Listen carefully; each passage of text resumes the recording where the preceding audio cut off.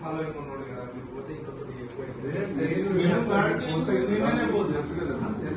నిన్న వచ్చినాం చూసినాం పాపం మీ ఏజ్ పబ్లిక్ ఫాలోయింగ్ ఉన్నాడు కదా మీరు పోతే ఇంకొకటి నిన్న వచ్చినాం చూసినాం పాపం మీ ఏజ్ సాయంత్రం కదా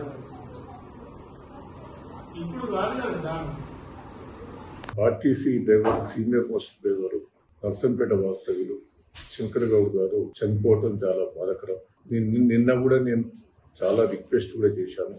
శంకర్ గౌడ్ ప్రాణం చాలా సీరియస్ ఉన్నది, మీరు హైదరాబాద్ తీసుకపోమని మంచి హాస్పిటల్ జాయిన్ చేయమని. ఈ హాస్పిటల్ జాయిన్ చేయక ముందే, ఆయన చనిపోక ముందే ప్రభుత్వం మీరైతే ఎలక్షన్ల ముందు అయితే డిమాండ్ మీరు హామీ ఇచ్చారో హామీని నెరవేర్చేటట్టు మీరు ప్రకటించండి. ఆయన ఆత్మశాంతి అన్న గుర్తుంది, లేకపోతే ఆయన బతికేందుకు నా అవకాశం ఉంటుంది అని కూడా నేను అక్కడ రిక్వెస్ట్ చేశాను. అయినా కూడా పొన్నం ప్రభాకర్ పట్టించుకోలేదు, రేవంత్ రెడ్డి గారు పట్టించుకోలేదు, మంత్రులు ఎమ్మెల్యేలు కూడా ఎవరు కూడా పట్టించుకోలేదు. వచ్చి ధైర్యం చెప్పే పరిస్థితి కూడా లేదు. ఆయన మాట్లాడుతున్నాడు. నేను పోయినప్పుడు క్లియర్ గా నేను దయాకరావుని వచ్చిన వరకే లేచి కూర్చొని నమస్కారం పెట్టి ఎందుకు తొందరపడ్డావా అది ఇది అంటే, లేదు మా కార్మికుల ఇబ్బంది పడుతున్నారు, నేను వాళ్ళ కోసం ఎంతైనా త్యాగం చేస్తాను అంటే ఆయన తృప్తిగా ఉంటుంది. దయచేసి అయినా ఇప్పటికీ మీరు నిన్న క్యాబినెట్ లో కూర్చున్నారు.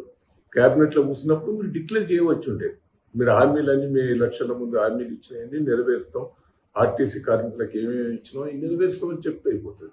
3 ఏళ్ళు అయిపోయింది, వాళ్ళు గోస పడుతున్నారు. మళ్ళీ ఆర్టీసీ మొత్తం లాస్ లో పోయింది. మీరు దీనికోసం ఇన్నడు కూడా పట్టించుకునే పరిస్థితి లేదు. ఎప్పటికీ స్టేట్మెంట్లు ఇస్తా ఉంటాం, అడ్డమైన స్టేట్మెంట్లు ఇస్తున్నాం. కాళేశ్వరం 3 ఏళ్ల బట్టి గడిపినాం, కాళేశ్వరం మీద రాజకీయం చేసినాం. ఇప్పటికైనా నీకు బుద్ధి రాలేదు.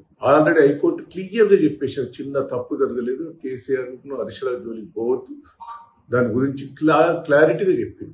ఇంత మంచిగా చెప్పిన కోర్టు నీకు ఇప్పటికైనా బుద్ధి వస్తలేదు. దయచేసి నేను రిక్వెస్ట్ చేస్తున్నా, మొత్తం మీరు కార్మికులను ఇప్పుడు పాపం వాళ్ళు ఆర్టీసీ డ్రైవర్లు, కండక్టర్లు, యూనియన్ వాళ్ళంతా కలిసి ఆర్టీసీ డిపో ముద్ర పెట్టి ధర్నా చేసి, ధర్నా కూడా ఏం చేస్తామని అంటలేదు, ఆడ పెట్టి ఆ శవం పెట్టి ఇవాళ అర్పించాలని రిక్వెస్ట్ చేస్తే ఆ శవాన్ని కూడా మీరు అడ్డుపడతారు ప్రభుత్వం. మా వాళ్ళందరినీ అరెస్ట్ చేస్తాం. ఇప్పుడు పెద్ద సుదర్శన్ రెడ్డి గారిని అరెస్ట్ చేసినాం, అందరినీ అరెస్ట్ చేస్తున్నాం. నన్ను అరుణ్ రమేష్ గారిని మా నాయకులందరినీ గృహ నిర్బంధం చేశాం. ఇది ఎంతవరకు సమంజసం? ఆయన నేనంటే అభిమానం, నేను పోయి పలకరిస్తే కుదరదు. నాకు కూడా తృప్తి అనిపిస్తుంది. ఆ కుటుంబ సభ్యులు నిన్న పాప ఆయన లేచి ఏడ్చిండు కదా, దయానందని పెద్ద సుదర్శన్ రెడ్డి వచ్చిన వరకు లేచి కూర్చొని బాధపడతాంటే డాక్టర్లు కూర్చోవద్దని మళ్ళా వండబెట్టారు. అంటే మీరు ఇవి కూడా శవాన్ని కూడా మీరు పలకరించే పరిస్థితి మీరు లేకపోతే, ఆ కుటుంబ సభ్యులకు ధైర్యం చెప్పకపోతే ఎట్లా?